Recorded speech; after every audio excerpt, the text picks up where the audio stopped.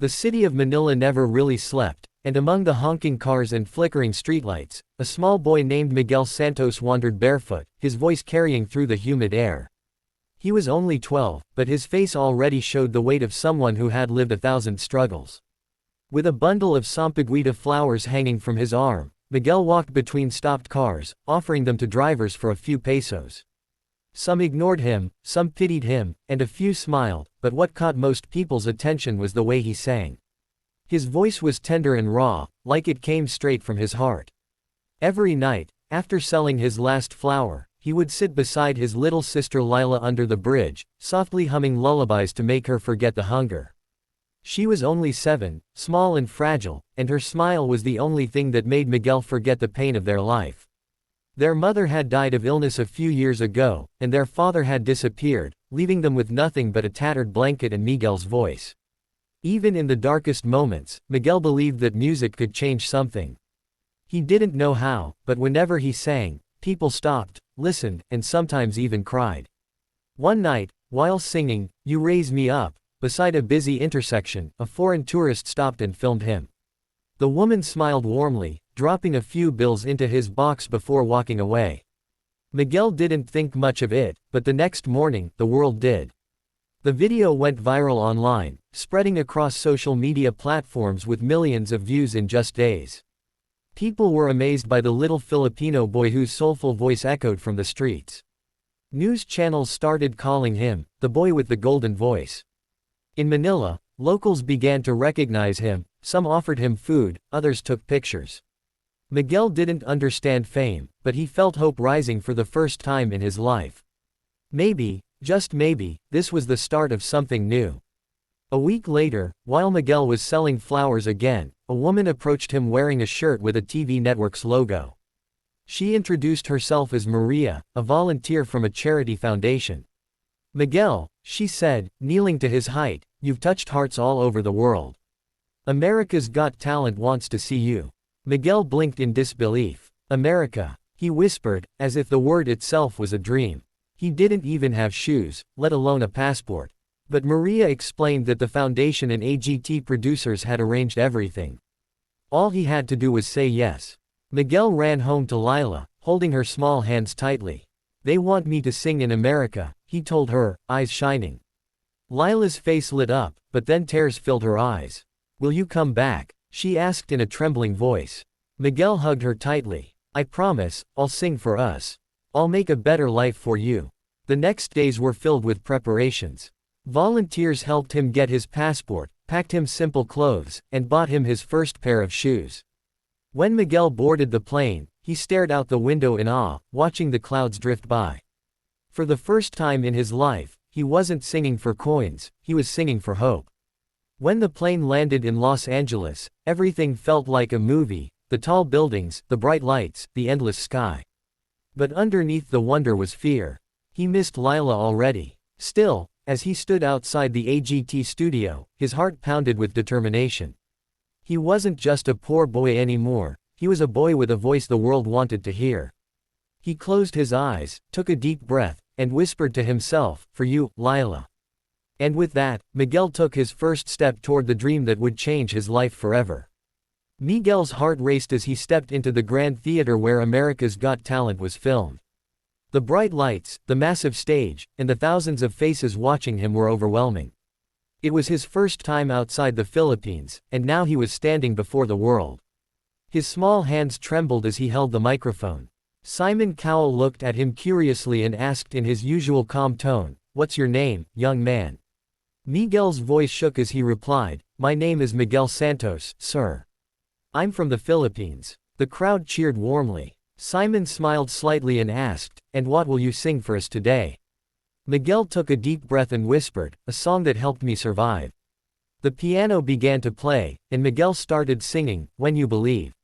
His voice was soft at first, uncertain, but soon it grew stronger, filled with emotion that no music teacher could ever teach. The audience became silent, listening to the story in his voice. When he reached the high notes, it felt as if the pain and hope of his entire life poured out. By the time the song ended, the theater was in tears. The crowd rose to their feet, clapping and cheering wildly.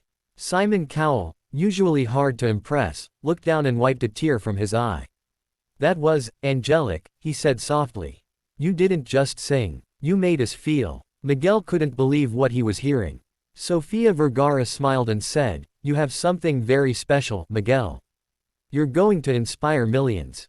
Howie Mandel added, "You reminded us why this show exists, to find voices like yours." And then, one by one, the judges said yes. 4 yeses. Miguel covered his face, overwhelmed with emotion, as golden confetti rained down. Backstage, he cried into the arms of Maria, the woman who had brought him to America. "You did it," she whispered. "Your life will never be the same." That night, as he looked at his reflection in the mirror, Miguel smiled for the first time in years. The boy who once sang on the streets now had the world listening. The next few weeks were harder than he expected.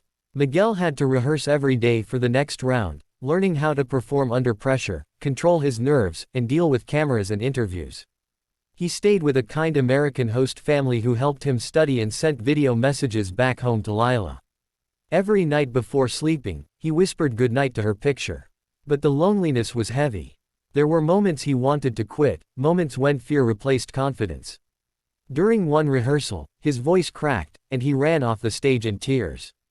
A vocal coach followed him and said gently, "Miguel, perfection isn't what moves people. Your heart is." Those words stayed with him. When the judge cuts round arrived, Miguel walked on stage with quiet confidence. The audience welcomed him warmly, already remembering the small boy with the golden voice. He announced that he would be singing, "You'll Never Walk Alone."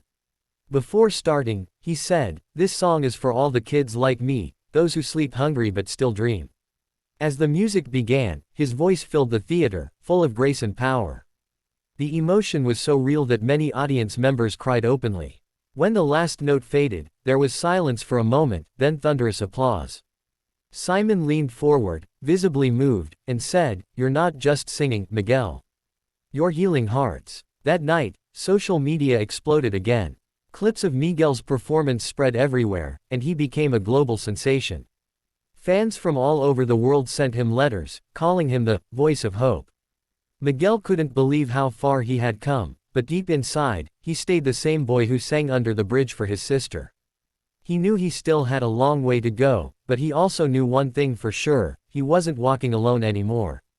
The semi-finals of America's Got Talent arrived, and the theater was packed with anticipation. Miguel stood backstage, holding a small photo of his sister Lila in his hand. The lights, cameras, and cheering crowd made his heart pound, but it was her face in that picture that gave him courage. Tonight, he was singing not for fame, but for love, for the girl waiting in the Philippines, watching him through a tiny TV. When the announcer called his name, Miguel stepped onto the stage barefoot, as he always had back home. The crowd erupted with applause. Simon smiled warmly, giving him a reassuring nod. Miguel lifted the microphone and said softly, "This song is for my sister, who believed in me when no one else did." The piano began, and Miguel sang, "Fix You," by Coldplay. His voice carried pain and beauty all at once. As he sang, the screen behind him showed clips of his life, him selling sampaguita on Manila streets, singing barefoot under bridges, and comforting his sister with songs. The audience was silent, captivated by every word. Midway through the song, Miguel's voice broke slightly with emotion, but he kept going, stronger than ever. By the final note, the crowd was already on its feet. Tears streamed down faces everywhere. Simon Cowell stood up, clapping slowly, visibly emotional. "You remind us what real music is," Simon said, his voice thick with feeling. "It's not about perfection or fame, it's about heart. And you, young man, have more heart than anyone we've ever seen on this stage." The other judges agreed, showering him with praise. Then, in a moment that no one expected, Simon reached forward and pressed the golden buzzer. Golden confetti filled the air as Miguel dropped to his knees in shock, tears pouring down his cheeks. The audience roared. The stage glowed with gold, and Miguel's dream turned real. That night, Miguel called Lila from the hotel, crying and laughing at the same time. "I did it, Lila.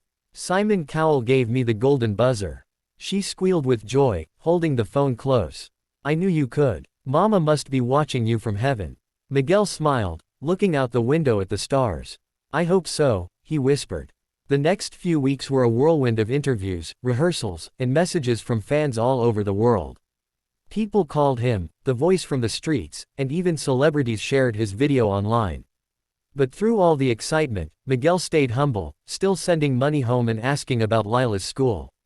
The finals were coming, and he wanted his last performance to be something special, something that truly told his story. When the night of the grand finale came, the world was watching. Miguel stood on stage in simple clothes, holding a microphone with trembling hands. "This is a song I wrote myself," he said softly. "It's called Home in My Heart. It's for my mother, my sister, and for every child who dreams even when life is hard." The lights dimmed, and gentle guitar music began. His voice was angelic, deep with emotion, every lyric describing the pain of losing family, the hope of a better tomorrow, and the belief that love can survive anything. As he sang, tears rolled down his face. The audience wept with him. When the final line ended, "I'll find my home in my heart," the theater exploded in applause. Simon stood first, clapping hard, tears glistening in his eyes. "You are what this show is all about," he said. "You didn't need to win tonight, Miguel. You already won the world." When the results were announced, Miguel didn't take first place, but it didn't matter. He had become an international sensation. Record labels reached out immediately, and soon he signed his first contract. Months later, Miguel returned to Manila, his suitcase filled with gifts and his heart full of pride. As his car drove through the familiar streets, people waved and cheered for him. When he saw Lila waiting at the corner, he ran to her, hugging her tightly. She looked up at him with tears of happiness. "You're home," she whispered. That evening, Miguel performed on a small stage in their neighborhood, barefoot as always. This time, he wasn't singing to survive, he was singing to inspire. And as his voice filled the warm Manila night, everyone could feel it, the boy from the streets had found his way home.